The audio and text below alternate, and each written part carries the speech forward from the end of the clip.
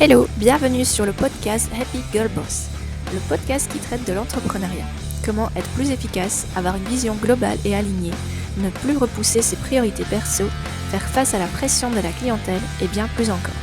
N'oublie pas de t'abonner si tu ne veux rien rater. Bonne écoute!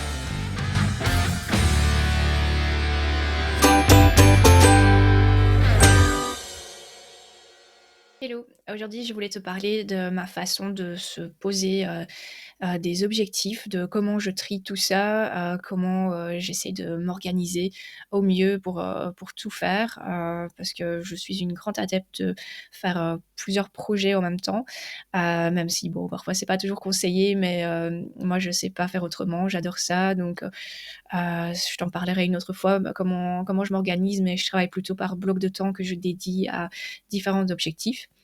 Donc déjà pour commencer, pour moi, il faut vraiment, se vider la tête, de tout ce que tu peux, avoir dedans, que ça soit, tes, envies, de partir en vacances, de tes, des gens que tu veux contacter pour placer des dates par exemple, pour les revoir. Après ça peut être des activités que tu as envie de reprendre, hem, on va dire de manière, régulière. Je prends toujours l'exemple du sport, mais ça peut être aussi, la peinture ou autre, donc également, des projets que tu as envie de mettre en route, des projets, perso, des projets pro, aussi, des grandes, visions que tu as. Pour moi, il faut tout noter.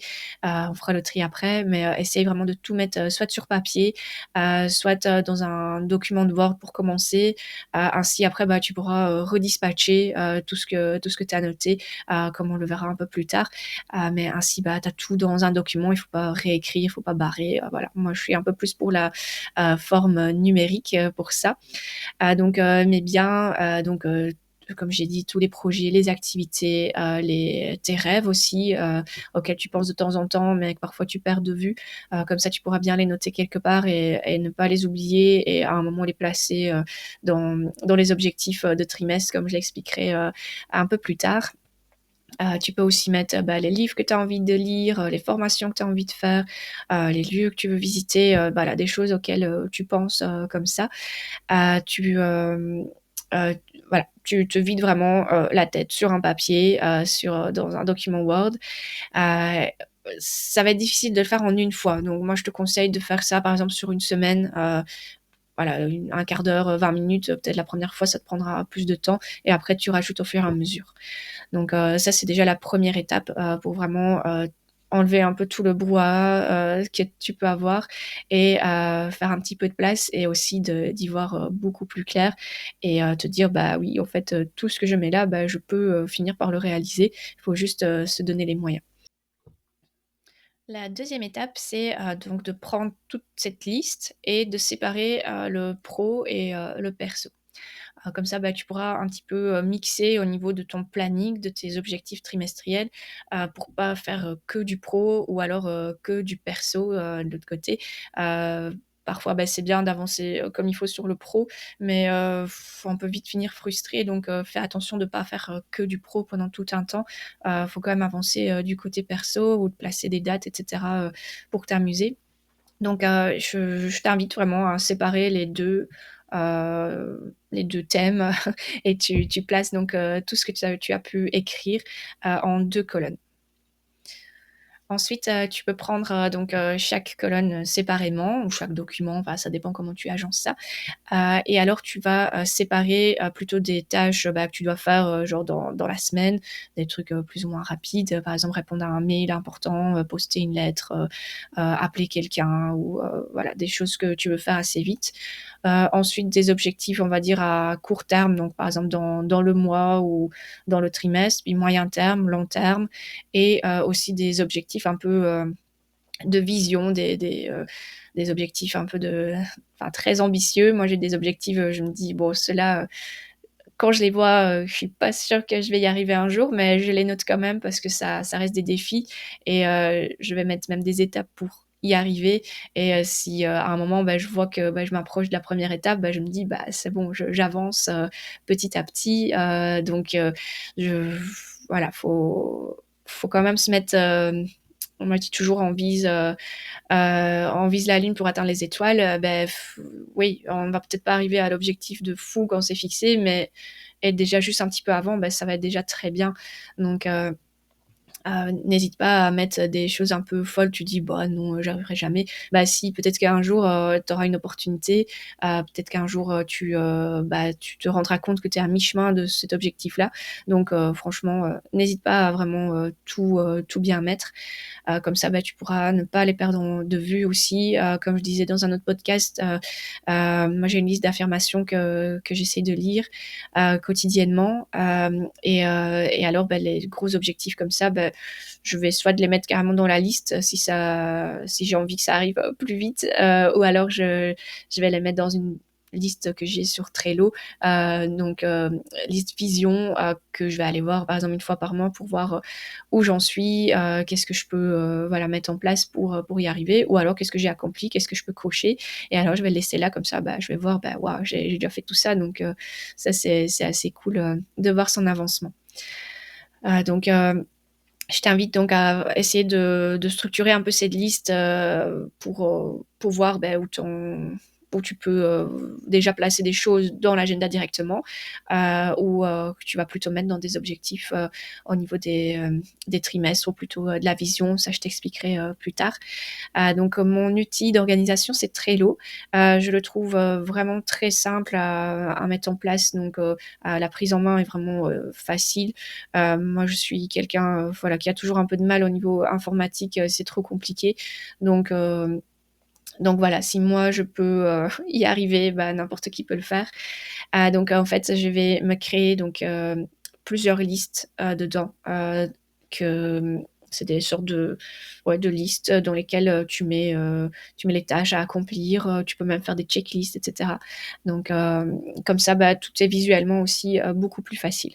Et une fois que tu as séparé tes listes en objectifs, on va dire rapides, court terme, long terme, etc., euh, tu peux aussi faire ça côté perso, mais je vais plutôt parler du côté pro, qui est un peu plus facile. Maintenant, le perso, voilà, ça reste sur la même base. Donc, dans le côté pro, réfléchis un petit peu quel est le besoin, on va dire, de ton entreprise. Donc, par exemple, moi, actuellement, c'est plutôt de ramener des clients, parce que je suis vraiment en développement de l'activité. Donc, ramener des clients va être essentiel pour développer l'affaire. Donc ça peut durer même plusieurs années, ce genre d'objectif, pour voilà, vraiment évoluer. Donc dans la liste d'objectifs que je me mets, il y a des trucs qui restent un peu du côté confort. Il y a d'autres objectifs que c'est vraiment pour développer la clientèle d'une certaine façon. Je t'invite à regarder donc toute ta liste avec la loi de Pareto, que tu connais sûrement, c'est la loi de 80-20. Il y a 20% des choses dans ta liste qui vont faire 80% des résultats. Donc, par rapport à ton gros objectif ou besoin de ton entreprise, quels sont les on va dire, comment dire ça, 20% de ta liste, des tâches dans ta liste, 20% de ces tâches doivent être choisies pour que tu puisses vraiment progresser. Le reste, soit tu le laisses un peu de côté, soit tu peux le déléguer éventuellement s'il n'y a pas d'autres tâches que tu peux déléguer pour poursuivre les 80% de résultats.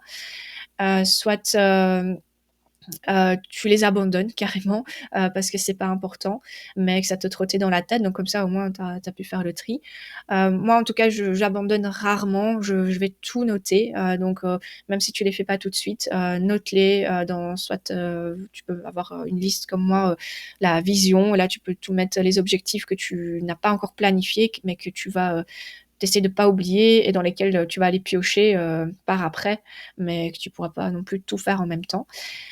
Donc fais un tri dans tout ce que tu dois faire par rapport aux besoins aussi de ton entreprise, parce que par exemple développer ton logo, oui, il faut en avoir un, mais tu peux peut-être le faire toi-même au lieu de demander à quelqu'un, payer très cher, ou alors faire toute une identité visuelle.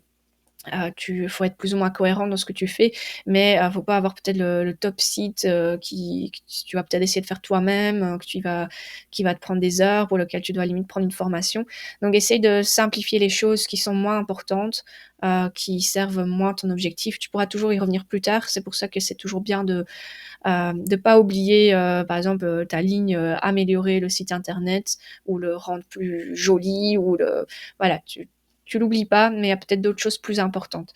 Maintenant, si tu es pas spécialement dans une phase, de développement, absolu, que si tu es plutôt dans une phase d'amélioration, là, tu regardes un peu, dans tout ce que tu as noté, ce que tu as envie de mettre en place, des formations, si tu veux engager une personne, si tu veux, je ne sais pas, embellir ton bureau ou des choses comme ça. Ça tombe, tu es dans une phase comme ça et c'est très bien mais tu dois un petit peu hiérarchiser et voir ce qui est vraiment, important, parce que n'oublie pas donc plus ou moins, voilà, c'est toujours difficile, dire quand on voit une liste de tâches, dire: «Bah, ça, c'est les 20 qui feront 80 des résultats».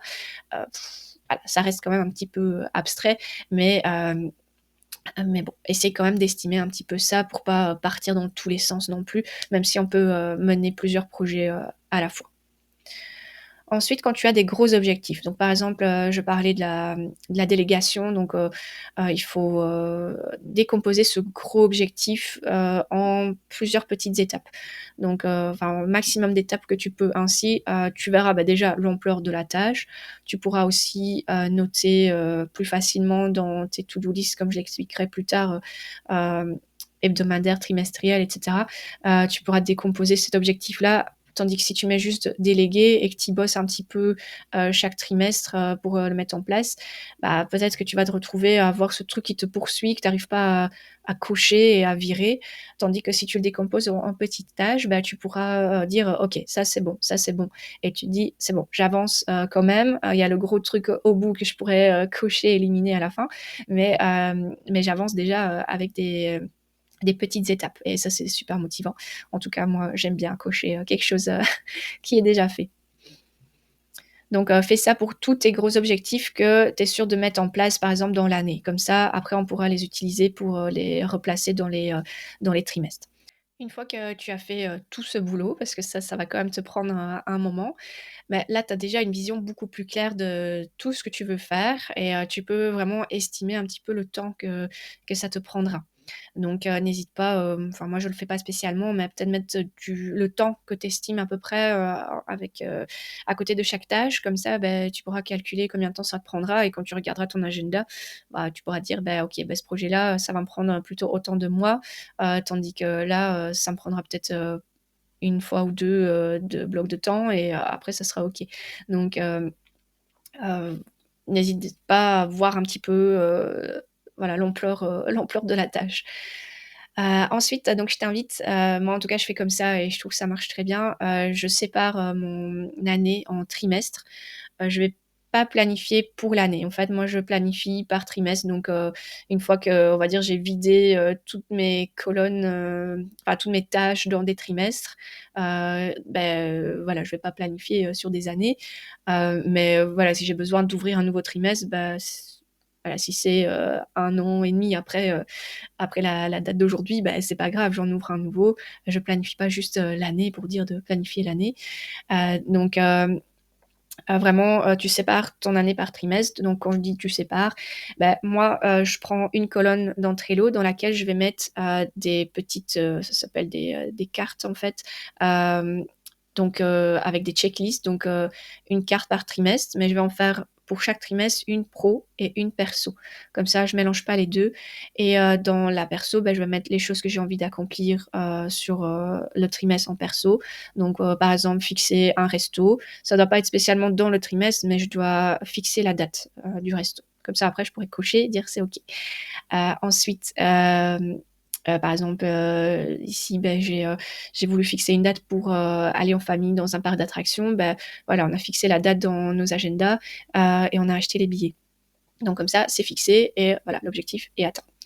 Au niveau pro, alors j'ai aussi donc la checklist pour le trimestre et dedans, je vais mettre déjà toutes les tâches un peu récurrentes du trimestre. Donc tout ce qui est, création du contenu, donc je crée toujours du contenu un mois à l'avance, enfin un mois à l'avance, le mois d'avant, comme ça, je suis un peu plus tranquille, pour le mois. Et faut pas créer dans l'urgence, donc je vais mettre création avril, podcast, création, mai, podcast, création juin, podcast. Ensuite, je mets création Instagram, avril, création Instagram mai, création Instagram juin. Voilà, tous ces trucs-là, et comme ça, quand c'est fait, c'est bon, je peux cocher. Une fois que c'est programmé, une fois que c'est tourné, voilà, je sais que c'est bouclé et je suis OK jusqu'au, soit le mois suivant ou voilà, souvent, le mois suivant vu que je le fais un mois à l'avance. Ça, c'est pour les tâches récurrentes, tu peux en avoir plein d'autres, hein. Je te parle juste ici, des créations. Ensuite, j'y mets des objectifs, que je veux faire dans le trimestre ou des choses sur lesquelles je veux réfléchir. Donc par exemple, par exemple changer de logiciel, pour les rendez-vous en ligne, voilà, ça je dois pas le planifier sur plusieurs trimestres, mais je vais me débrouiller pour le faire dans le trimestre. Donc je suis assez intransigeante avec moi-même. En fait, les, checklists de trimestre, je vais vraiment, faire, tout pour que j'arrive à les faire, en entier. Si maintenant, il y a un objectif que je veux plus faire parce que ça correspond plus à ce que je veux et que je sais que je vais l'abandonner, je vais l'enlever ou je vais un peu le modifier. Donc je vais pas non plus m'obliger à faire, des choses que voilà, que je veux plus poursuivre. Mais bon, c'est assez rare, ça peut arriver une fois sur le trimestre. Mais je vais vraiment essayer d'être réaliste pour pas partir frustrée, dans le trimestre prochain en me disant: «Bah, il y a cette tâche-là, j'ai pas su faire, je vais la traîner encore». Donc non, j'essaye de vraiment, comme je disais, s'il y a un gros objectif, je vais le décomposer et je vais mettre, donc des gros objectifs, juste une partie ou quelques étapes, de ce gros objectif-là, si je sais que je vais pas savoir l'accomplir, en entier ce trimestre-là. Si maintenant je pense pouvoir l'accomplir en entier, je vais mettre toutes les étapes dans la checklist et à la fin mettre, voilà, objectif accompli, je ne sais pas, création site web. Ainsi, petit à petit, je peux cocher, je sais, ce que je peux faire et en fait,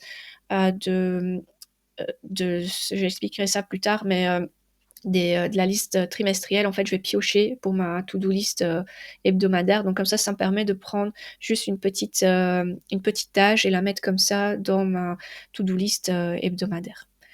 Donc ça, c'est pour les gros objectifs. Donc soit tu mets en entier si c'est, on va dire un petit truc, par exemple, se renseigner pour un logiciel, rendez-vous en ligne. Voilà, ça prend du temps, mais il y a pas vraiment, 36 étapes, non plus. Donc si tu dis se renseigner, après il y a peut-être l'étape, faire passer tes clients, le programmer, une fois que tu t'es passé à ça, puis, encore une autre étape, faire passer ta clientèle dessus. Voilà, tu pourrais aussi décomposer comme ça ou tu laisses, pour le trimestre, d'après et tu mets ces étapes-là. Ça c'est, voilà, faut quand même être plus ou moins flexible avec soi-même. Et les gros objectifs, ça c'est à toi de voir. Si tu... Moi, souvent, je les mets sur plusieurs trimestres, si c'est des gros. J'ai pas vraiment des objectifs pour l'instant sur plusieurs années non plus. Ceux-là, voilà, j'essaie de les garder plutôt dans ma colonne vision. Si je sais que je vais pas y travailler tout de suite, je vais pas le mettre dans mes objectifs parce que je sais que je vais pas y travailler directement. Donc tant que je parle de la colonne vision, j'ai une colonne aussi vision dans laquelle je mets, toutes des choses que j'ai pas encore programmées, mais que j'aimerais bien accomplir. Comme je disais, parfois il faut se mettre des objectifs très ambitieux pour voilà, se motiver et peut-être se rendre compte qu'à un moment, c'est ambitieux, mais finalement, je suis pas très loin. Tu peux mettre aussi, les voyages ou des rêves ou des, voilà, comme ça tu les perds pas de vue. Et alors à un moment quand tu arrives, on va dire à la fin de tes objectifs, que tu es dans une phase, que tu te dis: «Bon, qu'est-ce que je vais faire, par après?»